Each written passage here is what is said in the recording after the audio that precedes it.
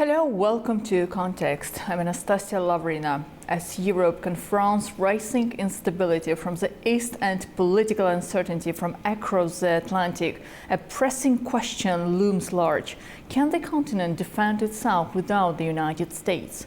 For decades, American military bases scattered across Europe have served as linchpins of NATO's deterrence strategy, anchoring not only regional security, but also Washington's global military reach.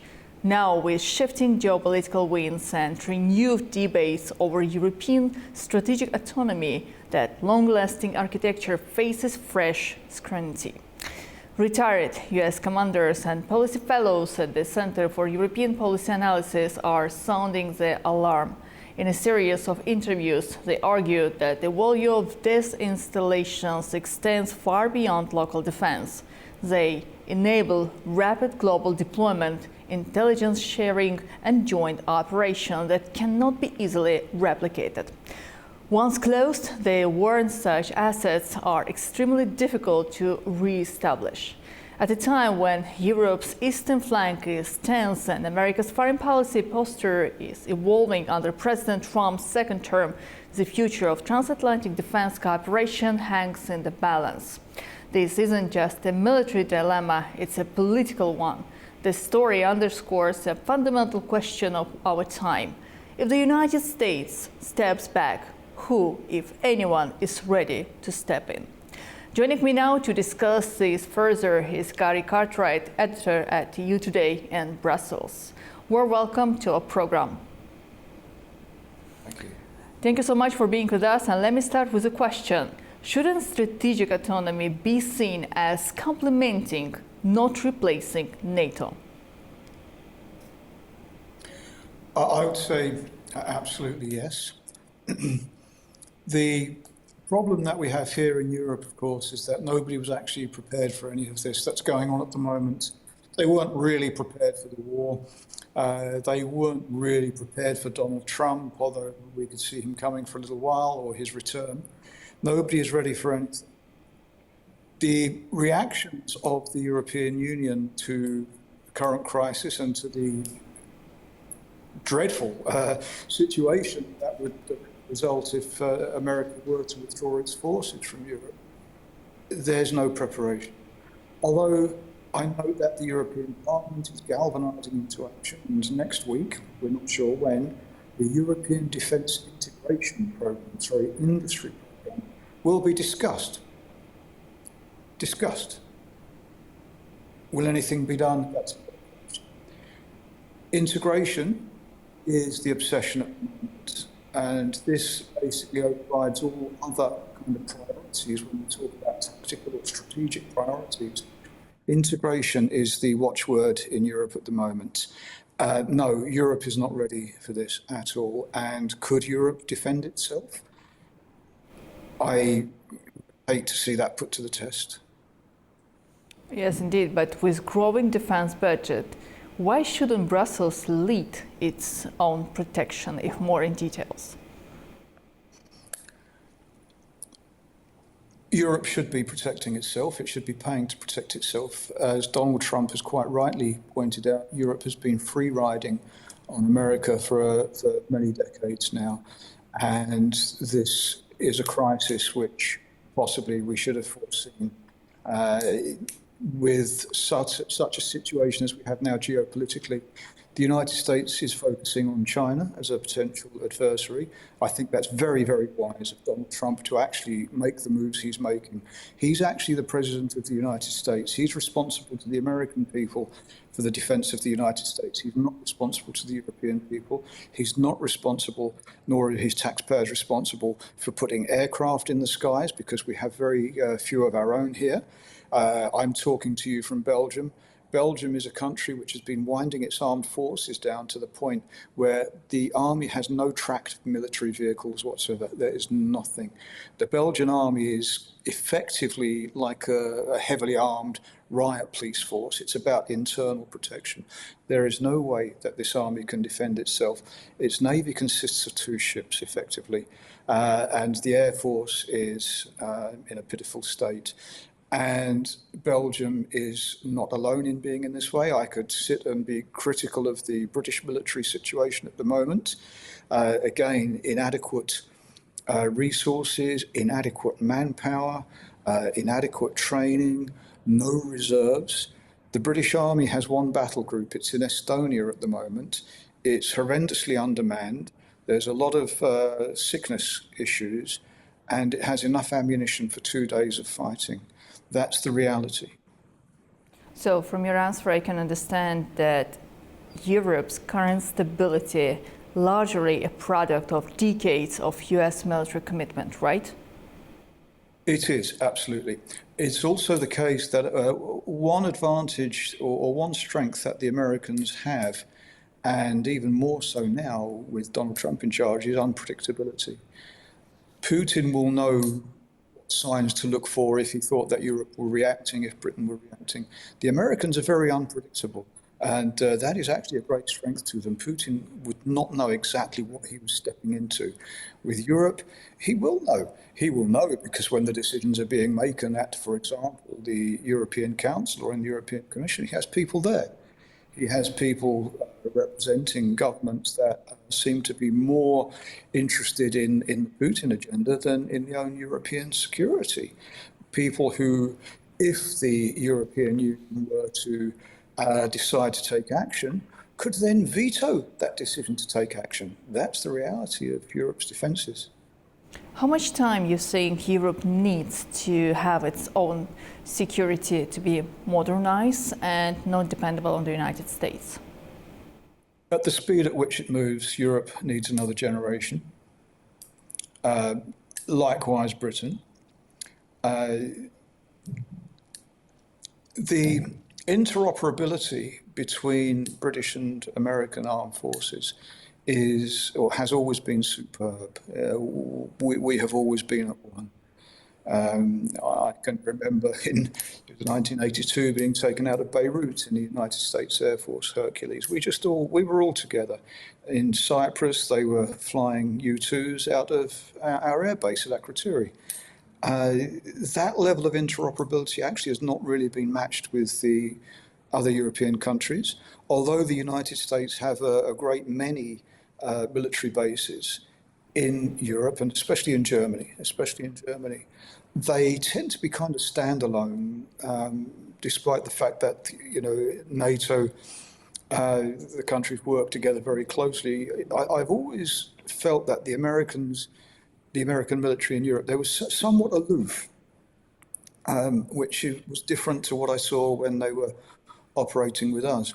It's also worth mentioning, of course, that the economic hit were the US to withdraw its forces from Europe to the European Union would be enormous. I don't know the numbers of US service people in Europe. In the UK, it's running around about 10 to 12,000 at the moment.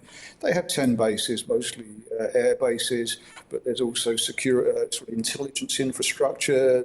There are storage facilities, etc.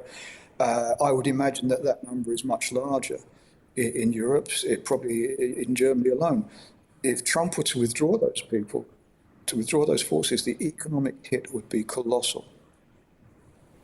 Well, today we do understand the position of Donald Trump, 47th President of the United States of America, and quite logical that now European Union states may decide to rely on itself because there is no any alternative for that.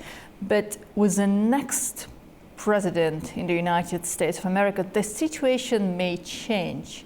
So what should we expect from the next level of cooperation, especially in defense sphere, in between of Europe and the United States? Well, what the future holds, we cannot say. It's not so much maybe in the UK, but whenever there is a new government administration, it seems to be a point of principle that they have to change direction. I don't think the America is so badly affected by that particular problem. But after Trump, we understand that he's looking at ways now to extend to a third term. And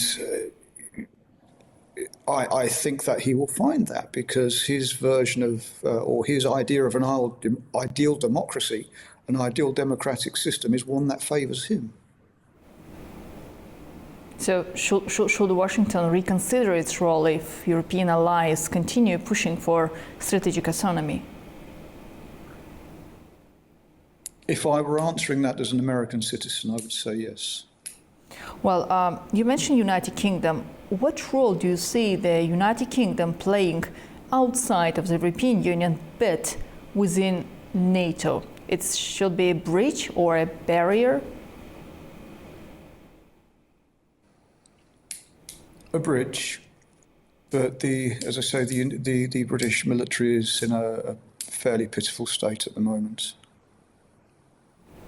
Well, without United States nuclear backing, how credible is Europe's deterrence posture? Well, when we talk about Europe and particularly nuclear, that's really Britain and France.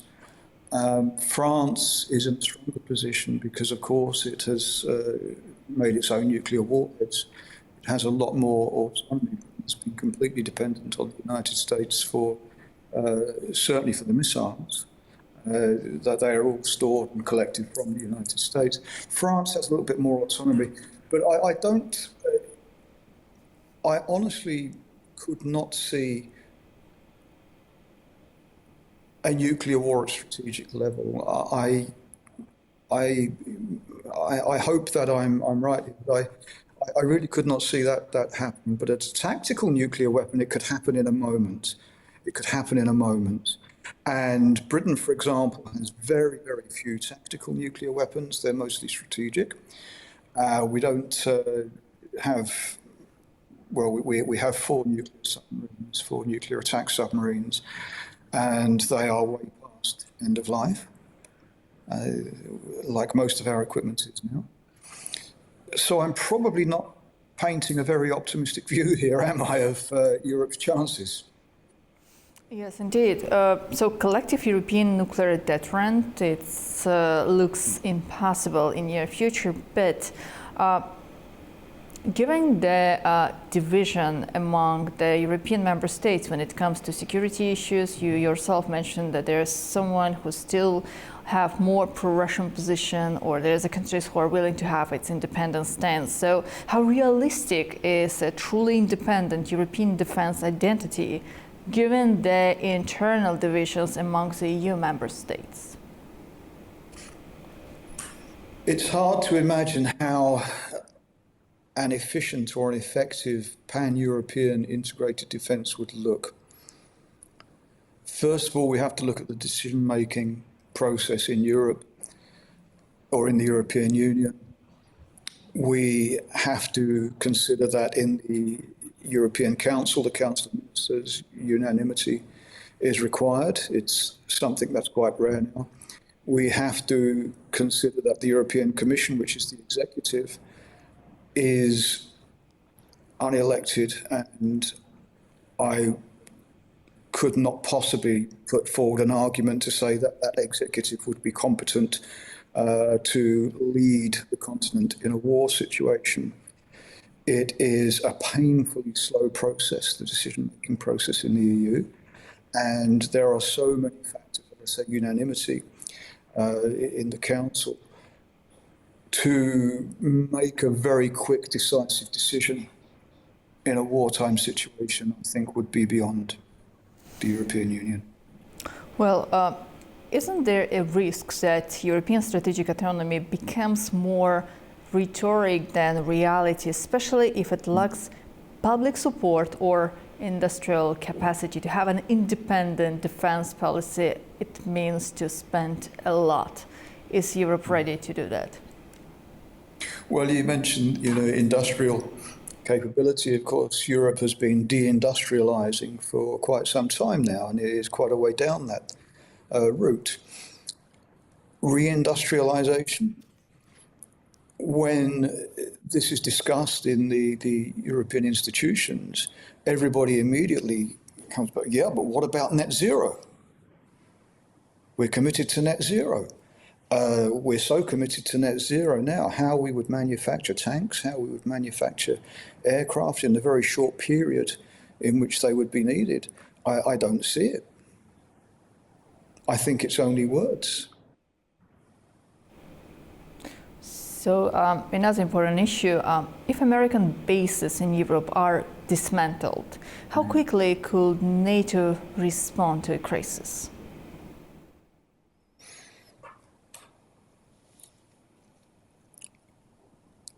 It depends on the level of crisis. To give an example, we still have now on a weekly basis, no longer on a daily basis, we have Russian aircraft coming in towards British aerospace, usually sort of via the gap between Iceland.